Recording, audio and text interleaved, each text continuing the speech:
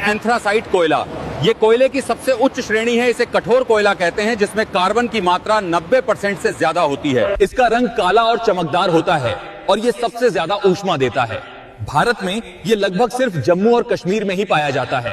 ये बहुत कम धुएं के साथ जलता है, इसलिए इसका इस्तेमाल मुख्य रूप से औद्योगिक भट्टियों और धातु गलाने के कारखानों में किया जाता है। ये है बिटुमिनस कोयला। ये भारत में सबसे अधिक मात्रा में पाया जाने वाला द्वितीय श्रेणी का कोयला है। इसमें कार्बन की मात्रा लगभग 60% से 80% तक होती है।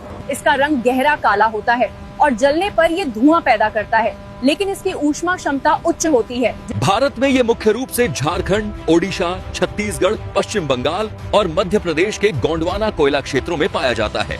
ये है लिग्नाइट कोयला। इसे भूरा कोयला भी कहा जाता है। ये कोयले की तीसरी श्रेणी है, जिसमें कार्बन की मात्रा लगभग 40% से 55% तक होती है। इसमें नमी ज्यादा और ऊष्मा क्षमता कम होती है, लेकिन ये बिजली बनाने में काम आता है, खासकर उन राज्यों में जहां ये प्रचुर मात्रा में पाया जाता है। भारत में ये मुख्य रूप से तमिलनाडु के नेवेली, राजस्थान, गुजरात और जम्मू कश्मीर में पाया जाता है। ये है पीट कोयला।